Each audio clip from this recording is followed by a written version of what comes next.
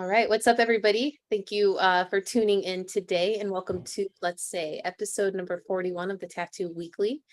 Gabe might be beaming in soon. Later on, our guests today are beaming in from Unified Tattoo Company in Florida.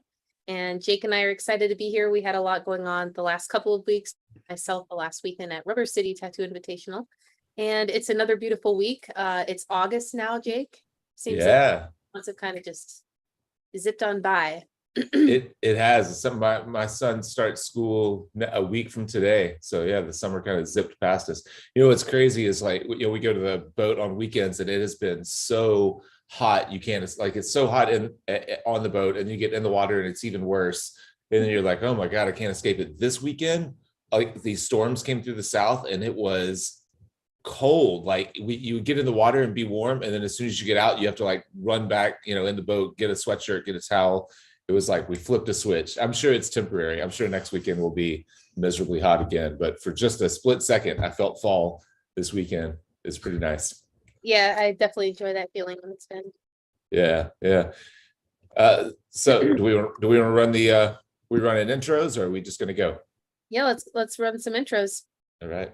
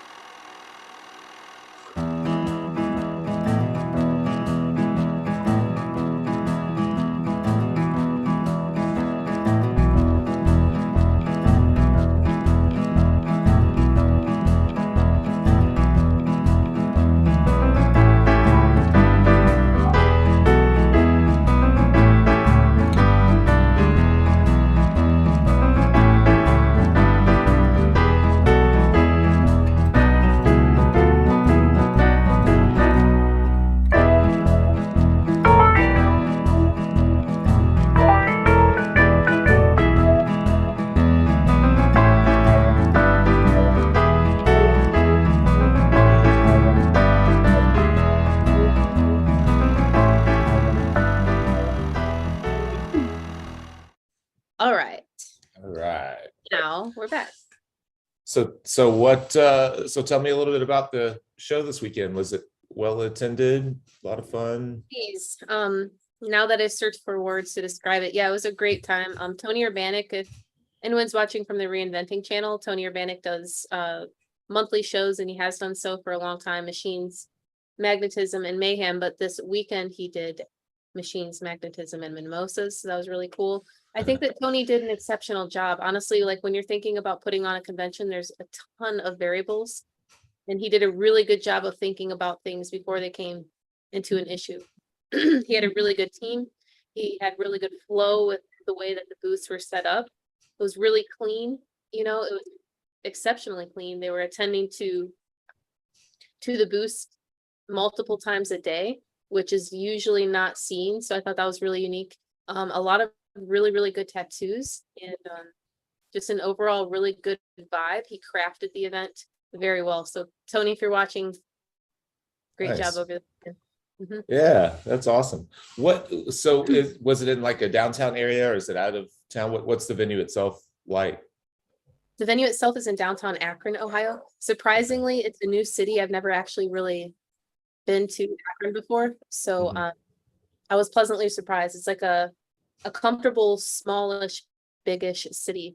A lot of great food local. It's perfect for a convention. I'm surprised that I've never been to one in Akron before. Yeah, I've never been to Akron either. I was actually just tattooing. My last client last week is originally from Akron. I've known her to be a Memphian for, I don't know, I've known her for probably 10 or 12 years or more, but and they're moving back. She had kids and her family is all there. And I was asking her, I'd forgotten that that's where you guys were though, but I was just talking to her on Thursday of last week about moving back to Akron. She's from there originally and really loves it. So it's smaller than like Columbus or Cincinnati, I guess. Oh, I lost your audio. Definitely smaller than those. It's definitely bigger than Appleton where I live. I don't really know exactly, maybe like a big Asheville. You know how Asheville has a particular vibe with the event, and I think that kind of goes into play with Tony crafting the event. It's multifaceted, and I really think that with convention promoters, it's just not about choosing a spot anymore. It's about creating a vibe, making sure things are easy access. But Akron, Ohio, I approve of it for sure. Nice. You know, the venue itself was pretty cool. The load in was so easy. The parking lot was right there. Pretty nice. Yeah. Yeah. Did you do the tattoo machine Olympics? Yes, he did. Yeah. How was that? Did you watch?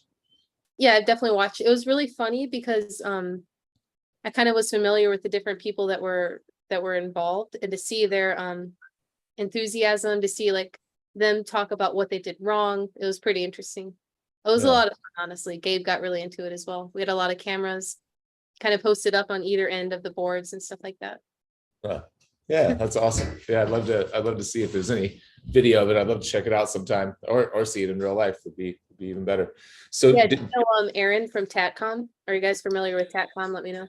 No, you know what? I wasn't. And then in the interview that I did that just came out last week with Carson Hill, he was talking about TatCom and their like whatever, I guess it's power supply that the guy makes that can convert like voltage to RPMs to in rotary machines and stuff like that. I guess you put a cartridge in a machine that's not a real cartridge and run it on a mat. Is this the same person? Yeah, we're talking about Aaron. I think it would for your Fireside viewers, I guess, to say they would probably really enjoy hearing from him. Yeah. He's okay. Intensely passionate about what he does, and not only that, he does it in a way that's intuitive, calculated. But he was talking to Gabe, and I noticed it was cool to see that there were two kind of geeky, nerdy minds around. It was really nice. Yeah. You get that with Carson as well. Yeah, definitely. I'll reach out. His name is Eric. Okay. Yeah, I had never heard of TACCOM until Carson brought it up, and he was, I guess, was talking about this one aspect of when we were talking about converting. We were talking about a lot of things that had to do with rotary motors, and he brought TACCOM up. So I actually made a note to look it up. So I'll do that. But one of the things, if you guys are unfamiliar, that Jeremy Brown was the one that introduced me to Aaron, and those two guys are friends. But just the consistency in the power is really, really unique. But yeah, I think that it would be cool to do an interview with him. Yeah. Okay. Yeah, I'll reach out. I mean, we've been deep on a lot of the kind of gear and physics tattoo stuff lately. Something I never really thought that I was that into, but as I've learned more and more, I just keep wanting to learn more. So it's been fun. Carson's been a great resource for me. So I'll be happy to find someone else, to help me further along those technical lines, because that's never been like my strong suit. It's funny, once we started talking about it, I can visualize a lot of what's happening and a lot of the issues that rotary machines have that maybe coils don't, or the differences in amperage and voltage and in power supply. So when I start thinking about it, I can relate it to a lot of my outside of tattooing life, but I just never thought that much about it in tattooing. I just got whatever machine I had and I used it until it died, and then I bought another one, and now I find myself buying new stuff all the time, trying new things all the time, just to see what the real world differences are. So that's fair. That's a good thing to do for sure. Yeah. So you're headed straight from here to California? Is that what you said? Yeah, California is where Raw Pigments is based. Oh, okay, gotcha. Yeah, we have a couple projects that we're going to be working on specifically this weekend. And then obviously we have the San Diego Tattoo Convention, which I'm really excited for as well. So some of the people that were in Akron are doing the same thing as I am and flying straight out there, like Jeremy and Antoine and some of those guys. So I'm excited to see the projects they work on. And overall, in general, this is the first villain art show out there. Okay. See how that goes. Yeah. Where is Raw? What part of California is Raw based out of? I don't guess I knew they were in California. Los Angeles. Oh, okay. Huh. Yeah. So you're going to fly into LA and then drive down to San Diego for next weekend. Yep. Yeah. I remember we were talking about that last week, talking about all the little towns, cool towns in between. Yep. One of the things I noticed in Akron too was I don't know if it's just in Ohio or whatever, but they were really artists have been leveling up with their load in, load out materials. I saw a lot of great carts and great storage and all that type of stuff. Cause usually on a Sunday night, you see an artist with balancing his armrest and 75 things on his shoulder, you know. Yeah. I saw a lot less of that, in other words. It seems like people are getting accustomed to this circuit style lifestyle. Yeah. We did, I don't know, many years ago, early on in Fireside, David and I did a show about, I forget what it was called, but it was basically about attending or working your first convention and what to expect and what to bring and what you can expect the promoter to provide for you when you get there and how to be, efficient in your pack out and all that. But it just scraped the surface, and things have changed so much from that period. Like just the way that we work, our machines are smaller. We're using cartridges instead of needles on the bar. And even back then, probably when we did that show, we weren't even using a lot of disposable tubes or anything. It was like all stainless steel, all stuff you had to bring back with you and like re-sterilize and all that. So that would be a fun thing to do again with, especially if we could pick out a handful of people who are really, really efficient travelers and have worked the convention circuit for a while. That'd be a fun, because I'm sure I could learn a lot about that. I've gotten pretty efficient, but I still have my fingers crossed whenever I go to get on a flight and I have this big Milwaukee pack out that I use so that it can be broken. It's multiple boxes that stack together, lock together. And I always find myself like having to unstack one and have someone else check a piece of it. And I check a piece of it just so I can stay under the weight limits and all that kind of stuff. And like, I'm sure there are people who are so much more, efficient than I am, but you could attack that. You could really do a whole series on that, because you could do it from like, how to minimize the number of inks that you're bringing, to the machines and needle configurations that you're bringing, to like how you set up if you don't want to travel with a big, like when I have to bring a table and stuff and arm prop and all that kind of stuff and fly, it's nearly impossible. So like ways to get around doing that would be, that'd all be cool stuff to talk about. It was really funny. I was talking to, I was talking to an artist over the weekend, and he had like a really cool sponsored by banner. And I was looking at him like, that's really cool, but you pay the value of it every single time you go anywhere. Yeah. Yeah. Right. Funny how that works. So it is cool to have big stuff and flashy stuff, but it's also at a point where you're like, how am I going to travel with this? I'm gonna have to minimize my personal stuff to be able to account for some of these larger items. Yeah, that probably is why I one of the reasons that I've been so terrible about having a nice booth over all these years, because by the time I pack all the stuff that I actually need, it's like I don't want to try to bring t-shirts or even a portfolio or anything to sell, or stickers or whatever. It just, the stuff that I need took up so much space and it took all of my expendable energy to pack. And then it's just like, okay, this will get me into tattooing. That's all I need, is to be able to tattoo. A few folks are commenting on the Fireside page here. Jason said he did a cartridge teardown yesterday on the drawing group, and wants to get on that travel session. Yeah, absolutely, Jason. You should definitely jump in on that. I don't know what a cartridge teardown is. What does that mean? Maybe you can comment and tell me what you mean by that. Yeah, I lost my train of thought. But yeah, once I get set up, once I have my machines and inks and needles, I'm like, all right, that's enough. I'm tired. I'm not bringing anything else. Of course, when we met in Columbus a few months back, that was the first time in a while that I had a booth entirely to myself, and I had to, it was either going to look like no one worked there, or I was going to have to find a way to, to actually pack everything, which I did, but it's a lot. Yeah. When it could be a lot if you're ill prepared. If you're ill prepared in any way, it kind of sets the tone for the rest of the weekend if it's something really important. Yeah. So I always make friends with my booth neighbors immediately, just in case, because I always forget something. I always need something from somebody. So as soon as I walk up, I introduce myself, compliment something of theirs, start off on the right foot. And that way I can be like, oh, can I borrow those scissors for a second? Forgot my sisters. I hope people are watching. Let me know in the chat, I guess, like any horror stories, because some of them really make me laugh, or like things people forgot or whatever it might be. Yeah. I mean, the most common thing that or at least the most obvious thing that you see that people forget are their banners, because at every show there's someone with a piece of paper that says, that has like a handwritten note on it. Banners okay. stuff have definitely leveled up. I've noticed that a lot of people have noticed that they've changed from artwork to faces and all sorts of stuff. That's interesting, but the fabric banners are nice and portable. Yeah, you can fold them up with your t-shirts.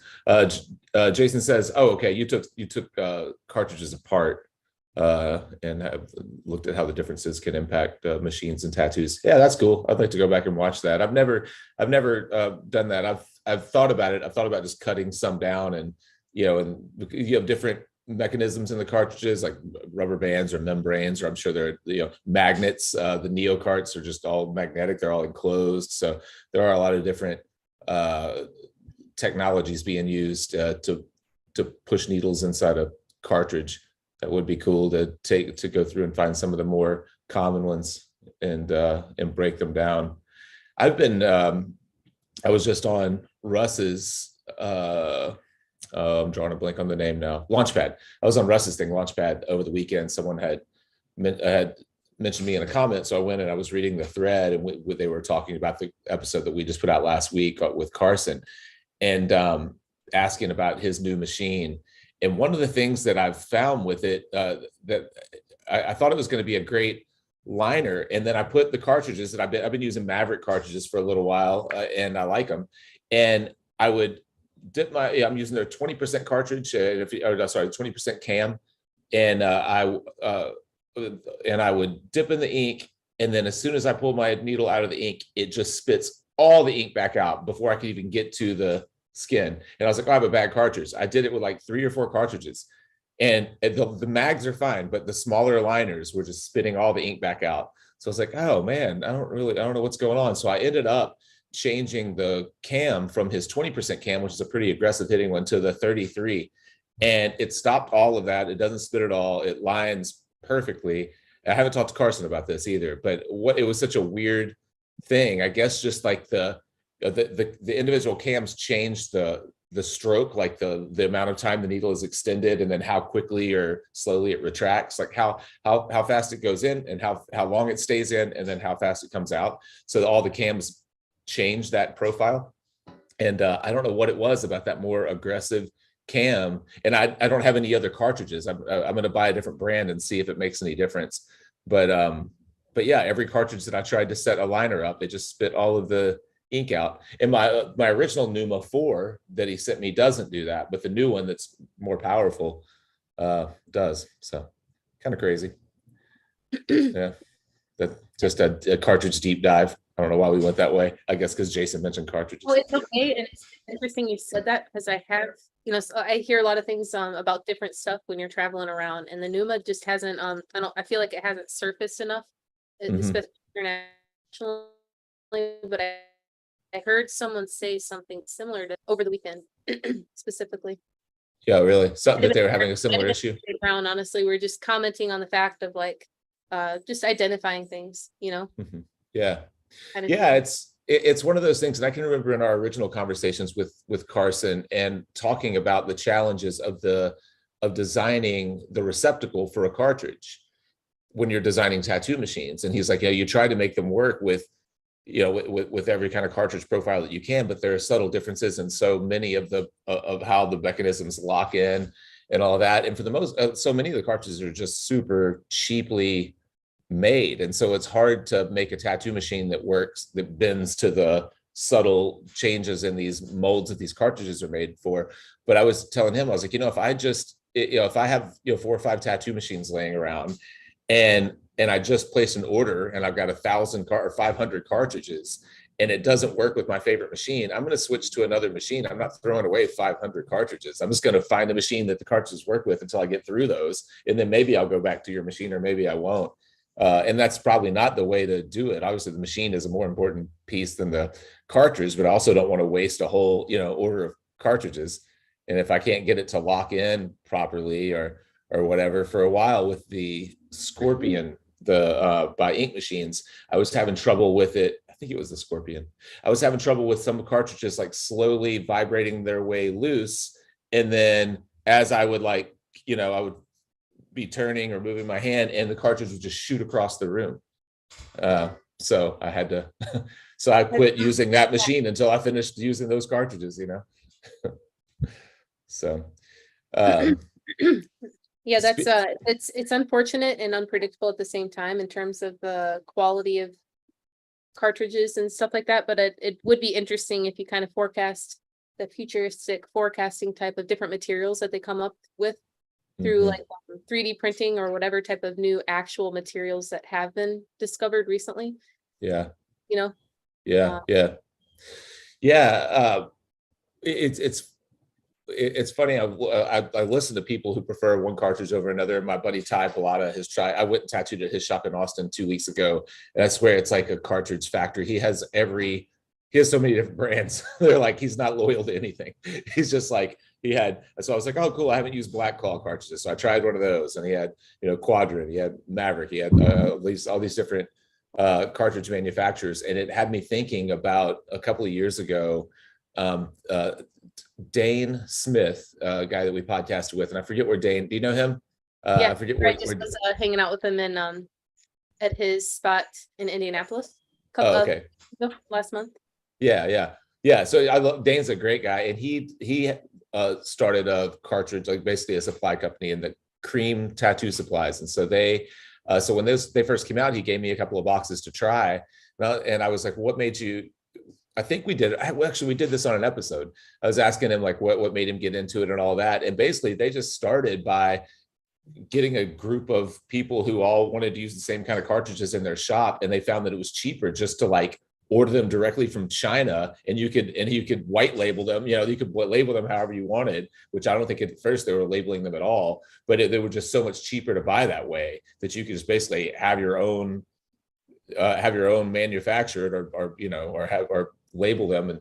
And so so they started doing that. And then the next thing you know, they have a tattoo supply company. And he was even saying, if I remember right on the episode, he was like, I would love for you to buy from me, but if you just want to like try this out yourself, like just Google this and get a group of people together. And if you're willing to buy enough units to justify the minimum cost, you're going to save like, it'll be half as expensive as what you're buying cartridges for right now. So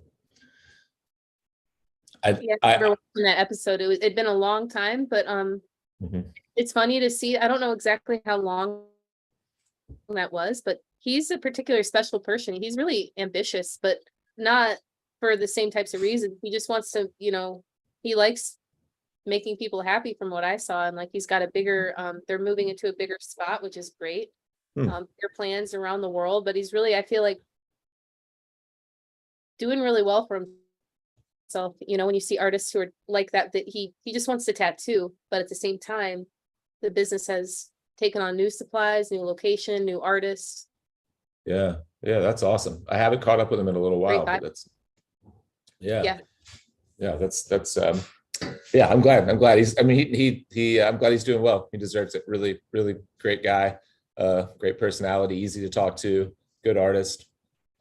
I don't remember how I first came across Dane, but I'm sure just met at a convention at some point, but I don't remember where or how. But yeah, great guy. I should order some cream cartridges, I guess, since we've been talking about him.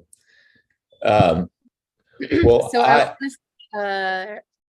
our guest is in the waiting room, so whenever you're ready. Nice. Yeah, I'm ready when you are. All right.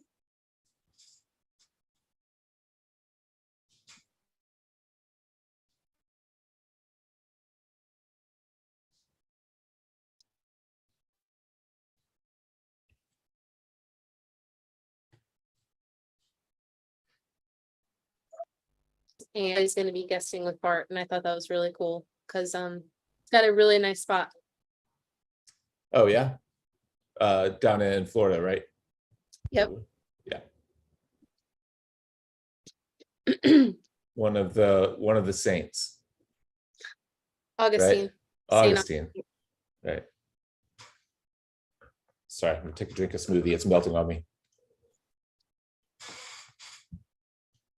I drink these smoothies like they're healthy, but I can tell there's so much sugar in them. Well, They're not. see what I mean about Bart Spot? It's like, Oh yeah, man, awesome. imagine our eyes are drawn from the visual, but being there and feeling and looking around is a great experience. Yeah, that's awesome. Looks really cool. Let's see how I can pin them. I have them as a thumbnail and you as full size. I'm sure there's a way I can change that. Now we can. We hear All you. right. Bart, how's it going? Good. How you doing? Can you hear me just fine? Just fine. Why don't you guys go ahead and introduce yourselves for everybody watching? Hey guys, my name is Bart Andrews, owner here at Unified Tattoo Company. This is Hosong Ali. Works with us and micro tattoo specialist. I mean, single needle realism is just insane. It's just insane. He's like a human printer. Honestly, that's why the shop calls him. Amazing artist, and I think we've all seen those little micro tats that we have questions on how they heal or the longevity of them and everything. And it's like any other tattoo, the body part and stuff like that all has a play in it. But this man right here, like, it's just insanely beautiful, Nice. Yeah. And humble about it too. So that's a new thing. I don't meet too many people that are as good as he is and as humble as he is. Yeah. That's fantastic. Yeah, I'm nice to meet you. I'm Jake, by the way. Is it what's your first name again? Hosang? Yeah, it's a Hosang, Hosang, Hosang. Hosang. Nice to meet you. I'm Jake. Nice to meet you. Good to see you again, Bart. We met. We hung out a little bit in Columbus. Wandered the streets looking for dinner one night, which we never came across. Oh my God! I didn't think we were ever going to find anything to eat that night. It was just. How many blocks did we end up walking, guys? Like 15? 50. Yeah, all of them. We toured The entire Columbus. downtown, and then finally we just settled on one of the many millions of street boxes that we passed. Right. So Hosang, how did you find yourself in Florida? Where did you learn to tattoo originally? I can really. Okay. hear. Where did you learn to tattoo at originally? Huh? Where did you learn to tattoo at originally? Oh, I just taught myself. Oh. I just like think be a tattoo artist is very cool, but it costs a lot in my country to learn. So I decided to just teach myself, and yeah, here I am. So yeah, Hosong is from Seoul, Korea. Okay. Yeah. We I want to say that someone we had on the Fireside podcast a while back, Yushi, Yushi Tattoos is what he is on Instagram. He works with, up until recently, he worked with Aaron Della Vedova at Guru, but he was originally from Seoul. I'm almost positive. Oh, that's cool. Yeah, and learned to tattoo in Japan, and then came to California from there. So yeah, that's and he's also an awesome tattooer. So that speaks well for Seoul, I guess. Cool. How did you end up in Florida? Oh, yeah. So like, I used to marry with some like American girl, and then it's her hometown, so we decided to move to Florida, and then got divorced, and just I am living in here. Yeah, nice.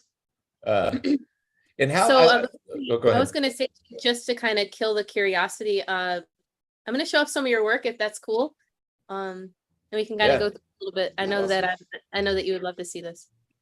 Oh yeah. Yeah. I'd love to. Oh wow. Oh yeah. Beautiful. Wow. So how did you find yourself working in this style? Oh yeah. Oh, beautiful. How did you find yourself working in this style? Have you just always been? No. So I used to do black traditional, like very thick bold lines and whip shading, pepper shading stuff. And then since I moved to States, I realized a lot of people looking for some dainty tattoos and something like a thin line, very clean, and they want like usually small tattoos. So, but like I thought like a lot of American tattoo artists said like, oh, size is supposed to be like this big at least. But I was thinking I think maybe I can make that size with the details and the good heel. So, why not? Let's try on. And then that's how I stick with this style. Nice. Yeah. Yeah. It's beautiful. Thank And you, you're sir. you're using all mostly single needle. Yeah, I don't use like any other needle size or something. I just do only single needle for everything. So it's very time consuming, but I like it. Are you doing this with rotary or coil machines? I usually use a rotary. Yeah. Yeah. Yeah, what machine is it that you're actually using right now? Is it the I usually use a Bishop. Mm-hmm. Mm-hmm. The wand. Yeah. Yeah. That's Yeah. the one Wow. thing, Jake, it's like we're talking about, well, like all of us are trained to say that this style just isn't going to look good, and when it heals, as soon as it heals and stuff, man, so many times we come in and these people, we see them come back for a multiple session or another tattoo or whatever, and they look just as good. We had a girl come in probably a few months back that you had tattooed like a year or two ago at one Yeah, a year and a half ago. and it was just as flawless, even here in the Florida sun. But you can tell she takes care of herself. But I think one of the biggest things to notice is how light he tattoos, and like building the layers and stuff. He has so less trauma to the skin. They're barely red. These are all fresh. These are fresh tattoos. There's no filters on them, and hardly any redness to the skin at all. Yeah. Yeah. Yeah, definitely. And yeah, so you just attribute that to you're just obviously patient, running the machine slowly, building up over a couple of passes, or yeah, pretty much. It's like more like really need a patience and have to build the layer up, because when I do first time, it's very light. So you have to sit back and look it up again, and then go back and make some part dark, some part lighter to make contrast. But basically, it's like have to build the layer up. Right. This buffalo, the detail in that, I mean, it's so small, and having every, bit of the woolly texture in it is just insane. Yeah. Yeah, it really is beautiful. And obviously these aren't just, you're not just reproducing photos. You've got, like in this one, for example, you've got this kind of geometric elements and things like that. What kind of work were you like influenced by growing up, or who else do you look at outside of tattooing? What kind of artistry did you look at other than just tattooing, like to give you more influences for, like composition and style when you add in like your geometric stuff? Like is there another artist that you look up to? Oh yeah. So like I really like the New York the Bang Bang tattoo, right. And they do a lot of this kind of stuff, and yeah, I really like I like them art. So yeah. Hey guys, can you turn your video on to make sure your video's still on? It should be on now. It's on. I see it now. Okay. Yeah, sorry, connection. Cool, awesome. Yeah, it's still, it was showing on YouTube. Okay, there you go. Yeah, I see it back on YouTube now. It's just YouTube's just a second behind us here. Yeah, so beautiful. What about some of the work behind you guys on the walls? Like, you know what, now that I'm seeing this, I think Gabe showed me a little bit of walkthrough video from when he was down there. The space what you're seeing behind me right now, behind us right now is my wife Pepper, is her work, and some of it that you see setting up on this wall here. Yeah. Her graphites and oil paintings and stuff. So. Yeah, beautiful. And she's a tattooer as well, or is she focused more on painting? She is. She's taking sabbatical right now and focusing more on painting and our little ones. You can pull up, Lauren, if you wanted to, you could pull up her Instagram, which is the Pepper Spicy Tattoo. And, she could, Jake could see some of her work, her tattoo work and stuff. She's been tattooing 21 years and stuff. Wow. Phenomenal, black and gray artist. Yeah, her paintings are beautiful. I'm sure tattoos are as well. Here we go. Yeah. Pepper Spicy. Yeah. Oh yeah, look at that. Ooh, beautiful. And so, do you guys say, is that kind of just a dedicated gallery space that's there? Yeah, we have a dedicated gallery space here. I think we got 700 square foot here. We've got, actually, I'll hop up to the tripod real quick and then give you a little 360 of it. Yeah. We can put more of our work back up in a second here. Let me, yeah.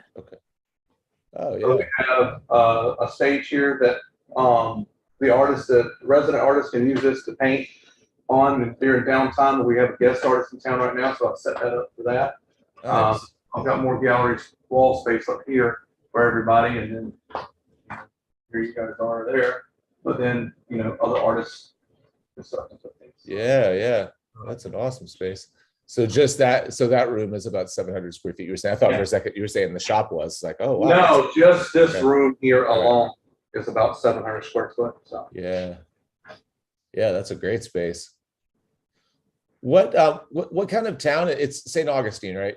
yes. What kind of like tattoo town is there? Are you guys doing like much in the way of like large scale kind of repeat work, or is it more like if you were in Destin or Panama City or something like that, or in between? You know what? You've got a really good mixture here. There are several of us that do a lot of large scale work and a lot of repeat clientele. So, like a lot of Hosang's clients, I mean, they travel from other states throughout the state, all around, just to collect from him. I have clients that come in from out of town, out of state, and it's a little bit of everything. Mainly I do mainly large scale tattoos. Yeah. Now, a small tattoo for me is a 6-7 hour, piece, or is a small one session tattoo for me. So Yeah. which can't really say nothing, because like Hosang, he might spend 6 hours on some of those tattoos, but he's putting every bit of the detail in it on a small level. And I'm just doing it way bigger because my brain don't work that way. Right. Yeah, I saw some of your work in Columbus, and yeah, you're super fast and efficient. You had done a Japanese, like I forget if it was a koi, or you had done a Japanese piece that I saw a photo of. I don't know if you had done it there just before you came, but it was like a one session tattoo that probably would have taken me 2 full days to get through. But you cover a lot of ground and super solid. Well, I appreciate it. I think a lot of I can attribute to the speed of just growing up in street top shops in military towns. So it's like, you just said turn and burn, but if you're screwing it up and it looks like shit, then you're not going to be tattooing too much. The word of mouth really quick, so. Yeah, definitely. And so because you don't, I think we talked about it at dinner that night. You don't really even try to specialize. You try to just be as proficient as you can at whatever styles that come through the door, right? Yeah, and it's just because that's how I grew up. I've got plenty of things that I don't want to do, or I won't do, or or I'll limit how much of it I will do. It's like my wife was like phenomenal with like some of the trash polka stuff that really in depth mixed with it. And people come to me and ask if I do it. And I'm like, no, it's just trash polka should actually tell a story. It's of how everything comes into it. And I don't understand the layout and composition. So I'm like, I wouldn't do that. But vice versa. People come to her wanting her to do large scale Japanese. And she's like, no, so there's a couple things I won't do. I will not do the micro tattoos like he does. Right. I will do some, type 3 stipple shaded things like that, but when we're getting that small with it, I just don't even, I don't even want to attempt and make. I'm no. I'm just no. Just no. So, my eyes have gotten too old, especially for that. I don't think I have the skill set to pull off, what Hosang is doing. Anyways, but even if I did, I find that my eyes, I just can't focus on small shapes that are that small anymore. I don't know why. I mean, I feel like, it's funny. I never needed glasses my entire life. I've been tattooing 26, almost 27 years now. And I've never wore glasses. And I hit a point where I just felt like my eyes were like blurring on me, getting tired. And I could be like, man, I just have to, sleep better or something, and stare across the room, find a new focal point, come back, and I'll be okay for a little while. And finally I realized, like, it's not that my eyes are tired. I just can't see anymore. I don't know why. Yeah, same here. Yeah. I can't see anymore. Really? I can't tell. I'm losing my vision, so. Yeah, we're going to end up getting one of those big pull-down dental magnifying glasses. So yeah, and just have to like tattoo underneath it, So. Yeah, right. Yeah, I don't know how you're doing those tattoos if you can't see. I've got a friend that I've been tattooing with forever, and he's actually tattooing at my studio on the days that I'm not there now, and he's been tattooing since the late 80s, and and he's just got like, even today, like someone came to me last week and it's a longtime client of mine, was asking if I would do kind of an ornate piece on her finger, and I was like, I can't see that kind of stuff. I can't do it. And sent it to him, and he's just like, oh yeah, I'll do it for her. And like, sure enough, he gets her in over the weekend and it does the tattoo. And I swing through the shop, and he's like, not wearing glasses, doing the tiniest, like, he's 10 years older than me, been tattooing 10 years longer than me, and still doing the smallest detail kind of, ornate work on fingertips. Like, damn, dude, I don't know how your eyes have held up so well. You've got some crazy genes. Yeah. I probably should wear glasses sometimes. So my designs just get bigger and bigger, so that way I don't have to worry about seeing smaller and smaller, Yeah, yeah. And even as designs get bigger, I'm finding that like I have to come back, get away from it, come back and make sure that like my fills are against my lines. Like I'll just miss that stuff, like, and I've always been particular about that type of thing. And it would stand out to me like a sore thumb if I saw that a fill didn't reach where it was supposed to or any of that. And now I just don't see it, and I'll have to like get away from it, let my eyes rest, come back, wipe it all down, and then get all those things that I missed. It's a lot. And that's the beauty of being able to do a multiple session piece like that. So you can like, hey, I'm coming back in, tie it up where you've got to, and go for it. So yes. How many tattooers are in the shop? How many stations do you have? Right now we have 7 permanent stations. Get the guest artist dock here, and also I will use the gallery space here too to set up temp stations if I need to, if we're having an event or guest artists, multiple guest artists. So I've got another space. Yes.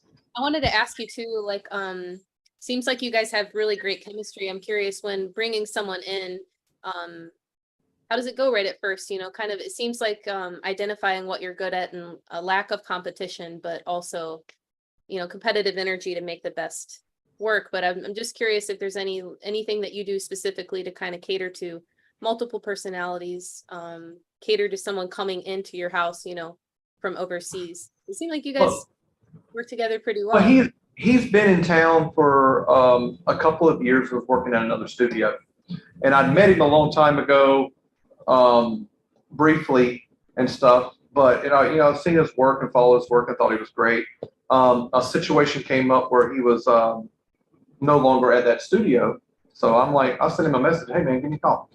And so we came in and I talked to him and stuff. And then right off the bat, his humbleness was just beautiful. I've not seen so many people of his skill set be as humble about what he does and as a person.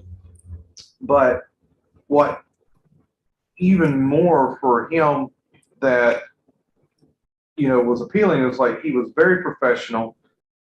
Everything was so laid back, where you got so many artists nowadays, and this message is for all these younger artists that are out there. People are coming to you and paying you for their time, or paying you for your time. Treat them with respect. Don't act like you're a god. You know what I mean? You have to be professional about it. Don't use them as disposable income. You know what I mean? And this man does not do that. We've seen it so many times. Oh, I'm just going to whatever. He does not do that. If there's times I've seen him where he is so tired and from all the work he's done, and I've been like, Hosan, you need to take a break. If you need to, you can reschedule somebody. It's fine. Just give them a couple of days and take a break in a couple of days. He goes, if I get a cancellation, I'll go home and take a break. It's not professional for me to cancel them out.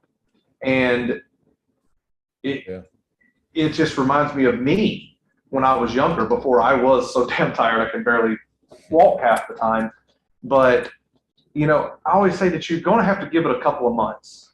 You know, people will show their true colors in about a couple of months. And then his true colors just kept radiating from there. A lot of our people have. We had a gentleman who is no longer with us as of this week. It was right there at that 3-month mark. I'm not going to point out names or anything like that because that's unprofessional, but it didn't work out for reasons of being a 2 to 3 year tattooer and think your head's so big that you know everything, you know. So, and then would always start stuff and isolate yourself, but don't do that. You know, you're never too good to learn. You're never too good to engage with one another. You don't have to like everyone you work with, because half the time we're like a family. We spend more time here with each other than we do our families. And then even like a family, you're going to have a problem with each other or whatever, something's going to happen. Sit down, humbly talk about it, come to an understanding. And that's the one thing about him. And a lot of the people we do have working here is we have that spell of everybody's got bad days, everybody's got life going on, but you can come in and go, "You good, man?" "Yeah, I'm good. I'm just tired. And, you know, I'm sorry." "Oh, okay, cool. Just want to check in on you." And these guys will do that to me, and I'll do it to them. And, you know, if you're one of those that think that somebody has a problem with you out of it, then it ends up working itself out anyhow. You're not meant to be here. So that's how we try to look at it. You know, we want everybody with a like mind of caring about their craft, caring about their jobs, respecting their clients, but also respecting one another in here as having different viewpoints. But we're all here as a family as a whole. That's how it works. I've always felt that if a tattooer doesn't have a good relationship within the shop with the other tattooers there, and if they're having an issue with ego or with just bringing their drama and being, you know, and kind of and causing trouble or kind of changing the atmosphere of the studio, they're changing that atmosphere. They're doing the same thing to their clients. And Yes. And so even if you're not in the room with them, you can just guarantee their clients feel the same way around them that you feel around them. And I've always thought, I think I made a career in tattooing, not because I was a solid artist for a lot of years, but because I've always focused on having really great bedside manner and trying to like craft an experience for people, no matter, even when I was doing, you know, walk-ins, you know, and someone came in at, you know, an hour before we closed or anything like that. I've made it a point to never show that I didn't want to start a tattoo at 10 o'clock at night. You know, I tried to make the experience the best that I could. And what I found 20 some odd years in is that the clients relate the experience of the tattoo. It's as important to them as the end result. So of course, it's funny how many people you meet that have, you know, mediocre tattoos that absolutely love them because they loved the experience or they love that artist, you know. And then on the other side of that, I know some really high level tattooers with giant Instagram followings that are not easy people to be around. And, you know, and they're always putting something up for their last minute opening, you know, because people really don't want to be around them. It's lasting impressions. One's physical and one's more of like a memory, but that's not something most people ever forget. And it is cool when you meet tattooers like Gabe Londis or people like that, and you're like, wow, you're actually cooler than I had imagined. But just the same is true for the opposite. Yeah, you're 100% correct on that. And then, you know, going back to like you were saying, Jake, you know, when you're younger and, you know, trying not to turn people away or start a tattoo at the end of the night, you know, it's one of those things I firmly believe, you know, even if you don't do the tattoo that night, somebody's walking in. It's like we close at 7. So somebody's coming in at 5 minutes till closing time. Don't rush them out. That I'm not telling you to tattoo on that night, but at least give them respect of acting or showing and caring about what they're wanting to do. Give them a pleasant time, let them do it. Schedule an appointment with them, set them up for a walk-in the next day, but at least give them the experience that you're not just shoving them out the door, you know. And that's that. You know, you're probably been tattooing all day because we normally start tattooing around 11, you know, 10:30, 11 o'clock, and, you know, close at 7. And, you know, and you can't just, you know, everybody's just important, even if you're not there to tell them, you know, or sending them to someone else. for whatever reason it might be. You know, it's like, okay, I don't do this style. I want you to get a good tattoo, but let me talk to you. I'll educate you on it.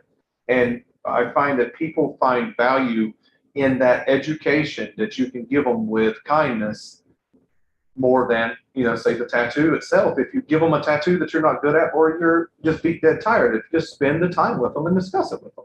Yeah. Yeah. And it really, it's such a simple thing. It doesn't take any more energy to spend, you know, 5 minutes with someone as you guide them out the door and make sure that they understand that, you know, it's not that you don't want to tattoo them. It's just that we're going to have to schedule it for another day. And you don't, you know, it's really easier. You leave feeling better. No one feels good. You know, it doesn't feel good to kick someone out of your shop and go, and then go home and then tell your wife, like, oh, some dipshit came in at the end of the night, tried to get tattooed. I mean, that's not a good feeling. You know, I threw them out. Like, well, and there's no need to perpetuate bad vibes. You know, right, you gotta, yeah. you know, if you resonate on a higher level and keep all that up, then, you know, it all comes back. It doesn't matter if you tattoo the person or not. What matters is they leave with a good experience. Yeah. You know, Yeah. I'm not going to just set somebody in the chair to take their money when I'm tired and give them whatever, you know, but yeah, it's making sure that they feel like humans too. Yeah. Yeah. I know we're coming up on a, Sorry, Jake, the word of mouth I was going to say is that, like I said, they walk out of the door with two things, and regardless if you take notice to it or not, they're walking out that door with your reputation, their personal viewpoint of your reputation, and they're going to give it to people. And if it's good or bad, they're still going to share that about you. So, oh, of course. yeah, definitely. I was going to say we're kind of running up on our hour. We got about 6 or 7 minutes left. I wanted to hit on Gabe has been down there. You guys were setting up, doing some new, playing with some new technology. I know you're doing new website stuff. Did he also mention that you're going to start maybe doing some of your own streaming or what? You know? Yeah, yep. That's why my whole goal is, I think we're still working on, you know, figuring out when the scheduling is going to be. Still got a couple more pieces of technology I got to pick up and get familiar with it, but that never ends, by the way. Oh, no, it never ends. You know, so we've got was it Sean Foy coming in, and the end of this month, I think the 24th through the 27th or 8th, which he's already booked. He's got 2 back-to-back sessions that he's going to be doing, and he. I think that Friday I'm going to stream him live that day, which will be the start of his tattoo. Trying to do that, but I'm going to try to do like every other Friday or something, do a streaming platform and run it through here for either one of the guys in the shop or some of our guest artists coming in, or just, you know, keep things going, or even Mike piping in with some of our my influences in the industry and other artists I look up to, talking about, you know, the industry changes and things we got going on and how to stay relevant or keeping up in the industry. And, you know, is it more important to stay relevant via social media, or is it more relevant to stay relevant with the clientele that's coming through the door? You know, is it actual numbers, or is it actual numbers? Right. You see what I'm saying? So paying attention to that, and then we're finding a happy medium in it. So yeah. So that's what we're working on. Yeah, that's awesome. I can't wait to see it. He's been sharing a little bit with me kind of along the way. So would you, I assume you'll stream through your own channel, and then did he mention you're going to do something with Reinventing maybe? Yes. Yeah. I think what we're going to end up doing is I'm going to have get my own channel set up and everything, but we are talking about going through Reinventing on Fridays. Nice. So that's the goal right now. I'm going to attempt to, I've got a convention coming up here locally that me and Rob, Jeff that works here with us, are going to be doing a collaborative 5-piece on, and I'm going to attempt to stream from there. If not, I'm just going to record the footage so we can upload it, because, well, we know how convention internet is. So yeah, Gabe and Lauren have like drugged me with my heels dug into this live streaming world. I've always despised it, to be honest with you. I like to record stuff. I like to record stuff, edit it down, make it clean, make sure the sound's right, make sure the light's right, get my transitions where I want them, and then put it out at my own convenience. Instead of jumping on and like constantly glancing down to see if my signal's working, or you know. That's where my eyes have been going the whole time, making sure everything's working. You know? So, Yeah. I do like that you're able to adapt very quickly because there's so many people. We kind of leveled the playing field with all things digitally, but it is really nice in the live that people can literally talk to you. And if they have a question about something that's being tattooed or anything, you can ask right then and there. And that's really nice. It's great. You know, it is, especially cameras that you have, you can really see what's going on. It's I'm excited. I'm looking forward to that. you know, honestly, right now I'm running on a little $700 Canon M50, you know, and it's seems to be nice and clear. And I probably for the other cams that I'll set up multiple cams and stuff, and I'll probably just want to use cell phones for now. You know, the quality of these iPhone 13s are insane. So, and running them with the virtual camera works. So, yeah. We did a series a couple of years ago, and if anyone wants to look back, it's the series we did with S8. It's the tattoo physics series. So like how ink really gets into skin and all the stuff under that playlist. And it was edited by Spirit tattoo people, the kids of the guy that owns Spirit, and they're in their early 20s, and they had gone to film school and stuff like that, and they come to Memphis, and we film this series, and it's cut. It looks like it should be on Netflix. It's cut so nicely, and all the slow pans and transitions look great. They just came in with a bunch of old like iPhone 5, 7, so like these old iPhones that they just had set up in different areas that they like clipped all together. And I'm like, I couldn't believe it. Like they had one nice camera, and really not even as nice as what I'm using right here, like an older version of of the Sony that I'm using. And outside of that, it was just these old like junky iPhones that weren't even connected to they're old phones. They're not even the phones that they were using anymore. Yeah. And then they made that out of it. It was just like, man, look at me. I'm like dropping 10 grand on equipment every time I turn around, I feel like, and nothing I do looks as good as that. So it's amazing, you know, how you can do with different things. And I'm learning because I have steered away from technology. I hardly ever post stuff. I'm the guy that takes pictures, and I don't ever print it. Back in the day when we would print it, I don't ever post it. None of that. So it's definitely a game changer for me getting back into and figuring out technology and learning all the different things you can do. One of our clients here is a photographer. He came in the other day and shot a few shots of everybody, some action shots of them tattooing and stuff. But when Gabe was here, we shot a bunch of raw footage that Ford starting the channel and everything. And we're gonna be editing that this week. My photographer is gonna take over that, edit that, and get all that put together. I've got a songwriter friend of mine who's working on writing the intro, and then we're going to build stuff, you know. So I'm trying to do it right, which is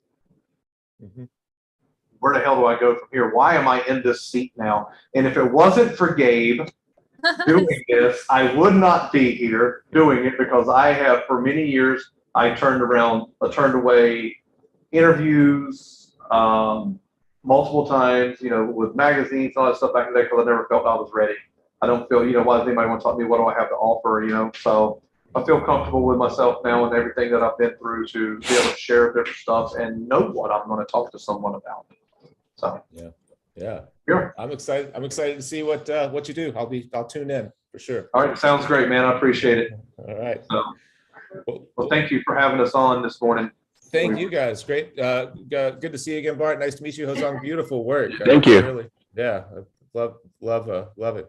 Lauren, you want to shut us down? Let them know what's happening in your world, our world. Our world. It was great to have you both on. It's great to hear from you, and I think there's a new type of evolution. I'm just happy that you've kind of taken a hug to the technology, because a lot of what you're saying in this experience is great information. So and plus the environment. So if there's anything you guys want to say in closing, if you want to go ahead and shout out how people can find you. And we'll go ahead and cut it off. Bart, Hosang. Well, Hosang, where people, he normally takes all his stuff on DMs, how people can contact you. Oh yeah. Usually I do just I take a book through my Instagram DM only for now. So yeah, if people want to make appointment, they can DM. But usually I booked closed, so they have to catch on my Instagram story. Yep. So he'll post when he has openings, Yep. when he opens his books. You know, you can also contact the shop or email us through Yeah, that too. unifiedtattoo.com. You can contact us on there. The Instagram, for Mike Barn Andrews Instagram _UTC, the shop Instagram, any outlet they find attached to us, you know, someone will get back to you and we'll get bookings. My books actually start opening up this week. And yeah, I got a few people on it. So, but now's the time to get in there if you want to. Awesome. Great. Awesome. Jake? Yeah, you can find me at my personal Instagram is plug ugly art, or firesidetattoo.com. And you can find us obviously on YouTube, which is where some of you guys are watching right now. And we put a new episode out this past week with Carson Hill talking about the importance of, or what role torque plays in rotary tattoo machines. It was a really fun episode. We've got a couple of more coming up. I've got one coming up actually with Lauren and Faith Wynn from Wynn Color, Raw Pigments, and a few other episodes on the way. So you keep up with us at firesidetattoo.com. Awesome. Sweet. Thank you, Cool. guys. Thank you so much, guys.